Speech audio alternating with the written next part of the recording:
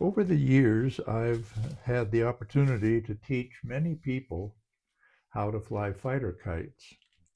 And there's a couple of tips that I want to share with you if you're new to fighter kite flying or if you're teaching someone to fly fighter kites. Either way, this may be useful. I hope it is at least.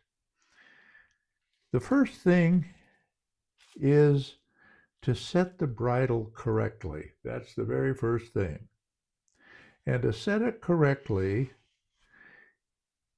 you want, and I'm assuming you're using a 3-point bridle because in North American fighter kites, that's what is the standard for bridle. It allows for adjusting the right and left balance of the kite and also the angle of attack to the wind. So to start, indoors without any wind, set the toe point, the place where your bridle connects to the flying line right here.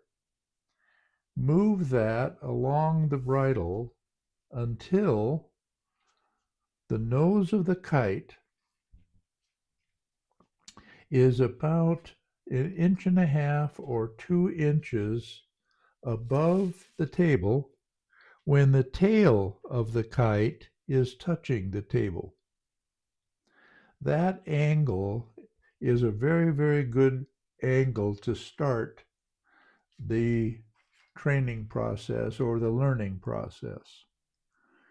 Now, once you have that position, pull apart the loop here to lock the lark's head knot in that position. So once it's set that way, then you want to pull on both sides to unlock the lark's head knot that's right here in the upper part of the bridle. You want to move that so that it's right on top of the center of the spine of the kite. You want that knot right at the center of the spine to start with. Lock it, and you're good to go. That's all there is to it. The next thing, it's really helpful if you have a tail on the kite. Now, fighter kites don't use tails, and you don't need a tail to fly a fighter kite. That's for sure. In fact, you don't want one unless you're learning.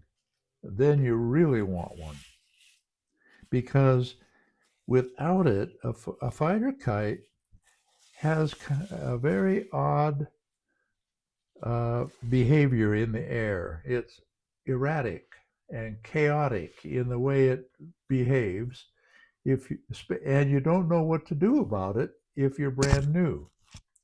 So adding a tail, and here I'm just cutting up a shopping bag into strips that are about, an inch wide or thereabouts, not critical. And I want 2 or 3 of these. And what I'm going to do, I'm going to tape some of them together like this. I taped a couple together. So here we have like about a 5-foot long piece. And here we have shorter pieces. I'm going to tape them all together. Right here, and this one. Tape it here too. And I'm going to tape these to the back side of the kite at the tail right here. That's what I'm going to do right now. I'm just going to use Scotch tape because it will come off fairly easy and it'll hold it well enough because this is really kind of a temporary learning tool. So now we have the kite with a tail. And its purpose, the tail's purpose, is to create drag. And to create drag so that it will stabilize the flight of the kite. Now this tail could be made of pieces of yarn, several pieces of string. It doesn't really matter what the material is for the tail, but having that tail is really important to speed the learning process and cut down on the frustration that often occurs with new fighter kite flyers if they do not have the tail.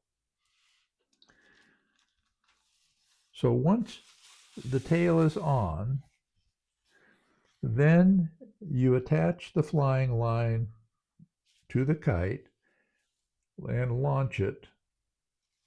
Now, it's going to fly fairly slow because of the tail, which is what you want. You don't want a fast kite, at least not in the beginning.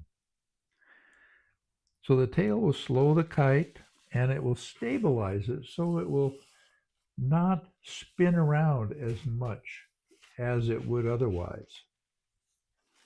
Once that you have learned how to fly and control the kite with the tail on it,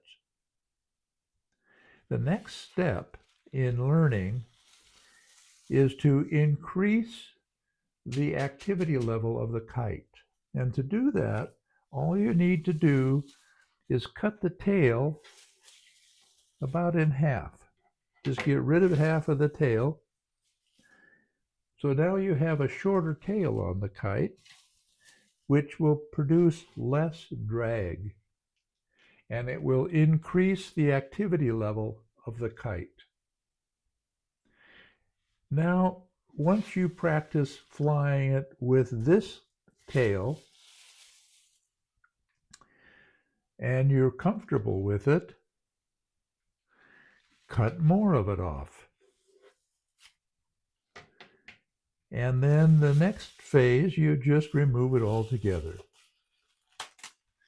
And what this allows is for you to discover over a period of time the activity, the typical activity, the natural behavior of a fighter kite.